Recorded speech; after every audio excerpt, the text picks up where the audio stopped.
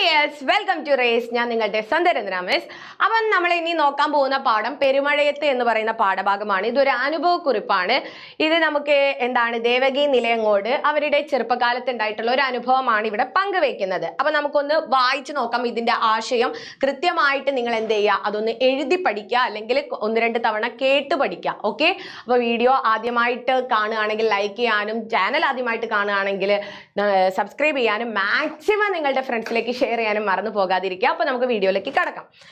ദേവകി നിലയങ്ങോടിന്റെ മഴവെള്ളം എന്ന ലേഖനത്തിൽ നിന്നുള്ള ഈ ഭാഗം, അല്ലെങ്കിൽ നിങ്ങൾ പറയണം നിന്നുള്ളതാണ് ഏത്, പെരുമഴയത്ത് എന്ന പാഠഭാഗം. കേവലം ഒരു മഴക്കാല അനുഭവം പങ്കുവെക്കലല്ല പാഠഭാഗം, മറിച്ച് ഒരു കാലഘട്ടത്തിന്റെ സാമൂഹികവും സാംസ്കാരികവുമായ ജീവിതത്തെ വായനക്കാരന് മുന്നിൽ അവതരിപ്പിക്കുകയാണ്. ലേഖനത്തിന്റെ തുടക്കത്തിൽ മൂക്കുതല ദേശത്തിന്റെ ഭൂപ്രകൃതിയെക്കുറിച്ചുള്ള വിവരണം കായലുമായും കടവുകളുമായും തോണികളുമായും ബന്ധപ്പെട്ട ഒരു ജീവിതം വരച്ചു കാണിക്കുന്നു.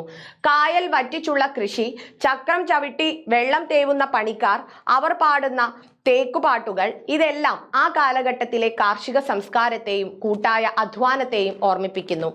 ഈ ശാന്തമായ ചിത്രത്തിൽ നിന്നാണ് ലേഖിക പ്രകൃതിയുടെ രൗദ്രഭാവത്തിലേക്ക് വായനക്കാരെ കൂട്ടിക്കൊണ്ടു പോകുന്നത്. 13-ാം വയസ്സിൽ അനുഭവിച്ച ഒരു കർക്കടക രാത്രിയിലെ കൊടുങ്കാറ്റും പേമാരിയും ഭയത്തിന്റെ എല്ലാ തീവ്രതയോടും കൂടി അവതരിപ്പിക്കുകയാണ് ഇവിടെ പെരുമഴയത്ത് എന്ന പാഠഭാഗത്തിൽ. അസാധാരണമായ ഒരു മുഴക്കം, മരങ്ങൾ പൊട്ടിച്ചീന്തുന്ന ശബ്ദം തുടങ്ങിയ പ്രയോഗങ്ങൾ ആ രാത്രിയുടെ ഭീകരത വായനക്കാരിലേക്കും എത്തിക്കുന്നു. ഇത്തരത്തിലുള്ള പ്രയോഗങ്ങളൊക്കെ എടുത്തെഴുതി വെക്കുക കേട്ടോ. ഇതൊക്കെ നിങ്ങൾക്ക് ഇതേപോലെ തന്നെ എന്താണ് നിങ്ങളിങ്ങനെ കൊട്ടേഷൻ ഇട്ട് എഴുതുകയാണെങ്കിൽ അതൊക്കെ കൂടുതൽ മാർക്ക് കിട്ടാൻ യൂസ്ഫുൾ ആവും.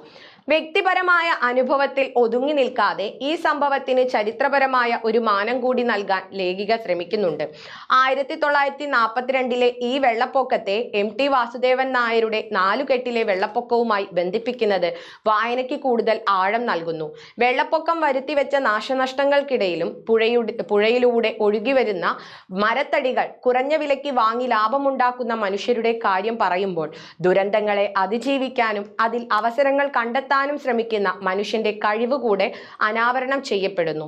തുടർന്ന് താൻ കേട്ടറിഞ്ഞ 99 വെള്ളപ്പൊക്കത്തിന്റെ ഓർമ്മകളും ലേഖിക പങ്കുവെക്കുന്നു. ചുരുക്കത്തിൽ ഗൃഹാതുരമായ ഓർമ്മകളുടെ ഒരു സമാഹാരം എന്നതിലുപരി ഒരു കാലഘട്ടത്തിന്റെ സാമൂഹിക ജീവിതവും പ്രകൃതിയുമായുള്ള മനുഷ്യന്റെ സങ്കീർണമായ ബന്ധവും അതിജീവനത്തിന്റെ പാഠങ്ങളും വളരെ തന്മയത്വത്തോടെ ആവിഷ്കരിക്കുന്ന ഒരു മികച്ച രചനയാണ് പെരുമഴയത്ത്.